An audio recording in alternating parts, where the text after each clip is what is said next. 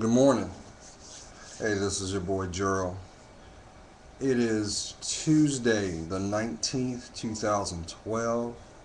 Um, here's a, we just had a shower, uh, I guess over the night, and I'm having my morning coffee. And I felt compelled to put a video out. Actually, I'm going to start putting some other videos out, um, and I'm going to change things up somewhat, but I'm still going to stay on task. First of all, thank you for finding my videos that I put out. I made a decision, actually New Year's Eve of 2011, to chronicle my spiritual growth and actually redefine myself as a man through spiritual evolution. That's the best way I can put it.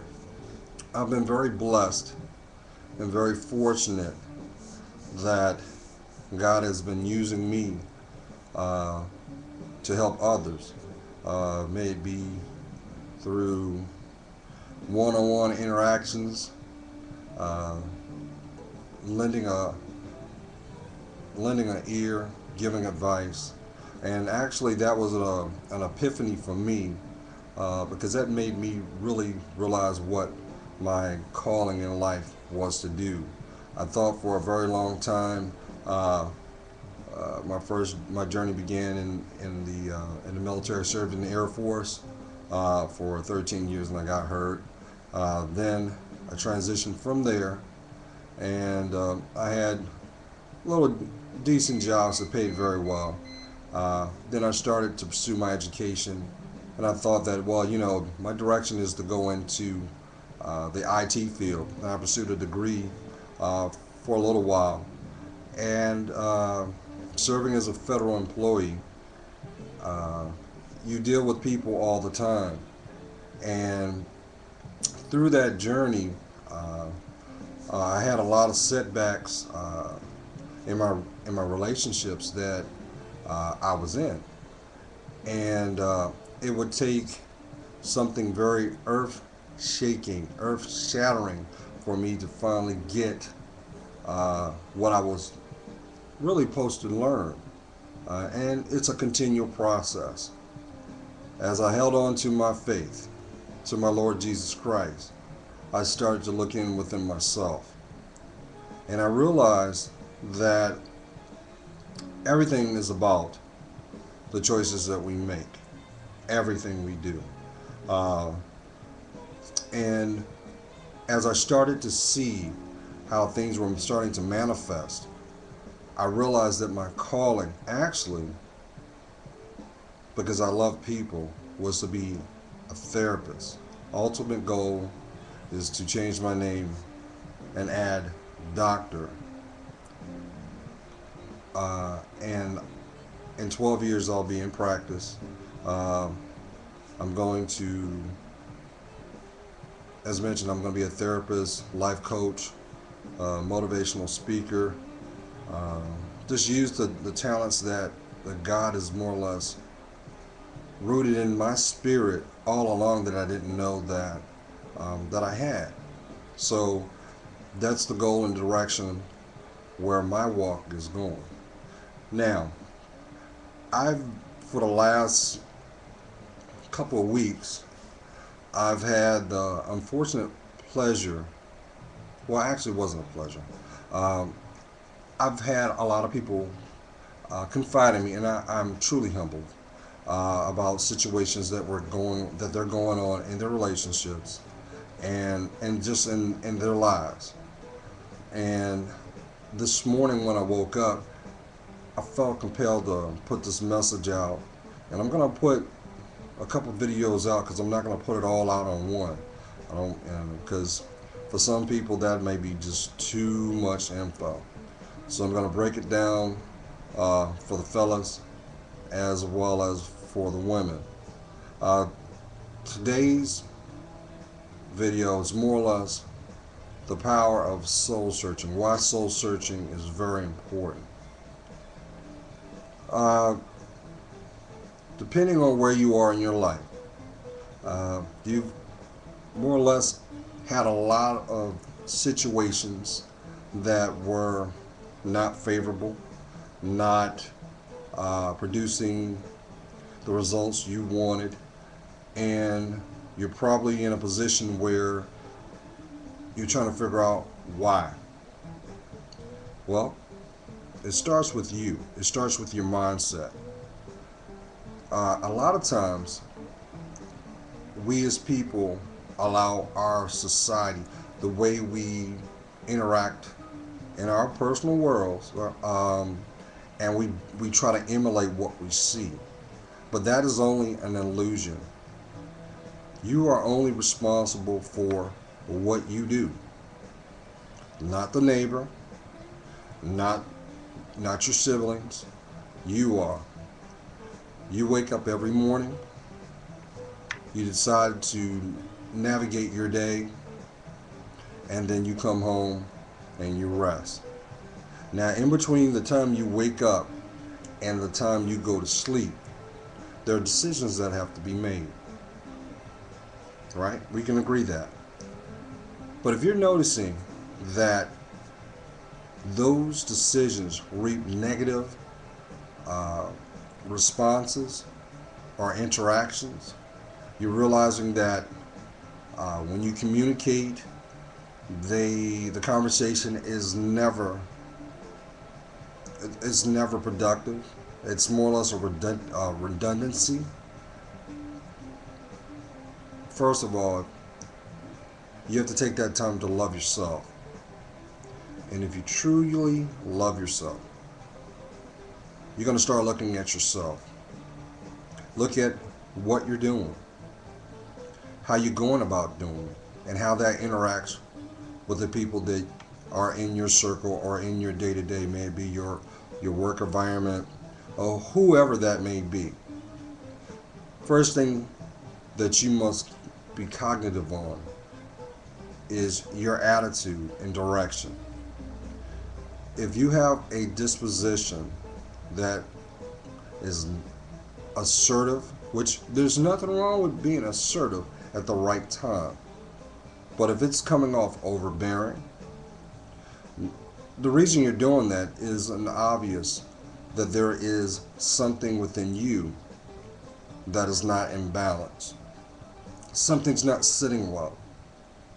You have to take that time and look in within yourself and figure out why you're acting that way.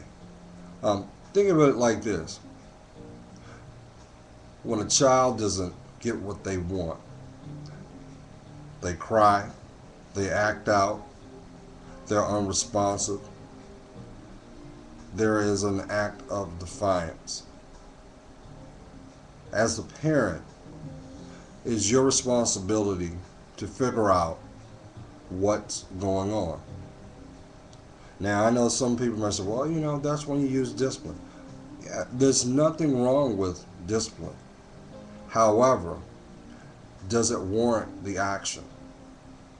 Like the saying goes, you get more with a spoonful of honey than a jar full of vinegar.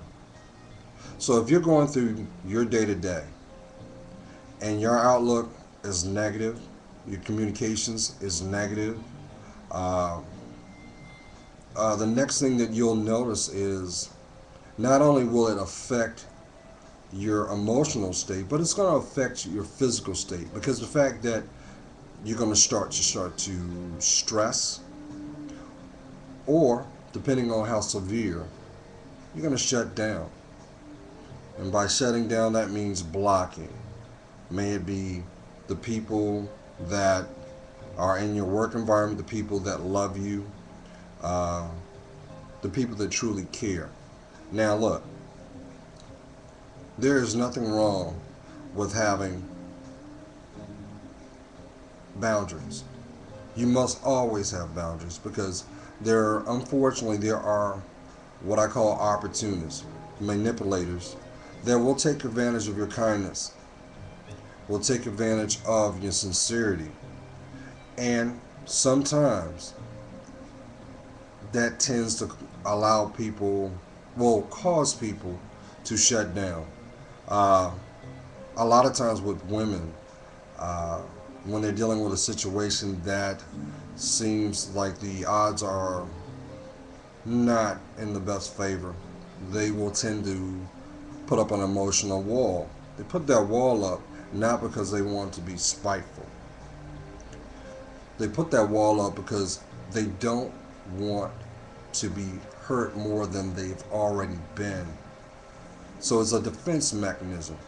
But with any wall, it can come down in time if the investment's worth it to come down or if the person's warranted.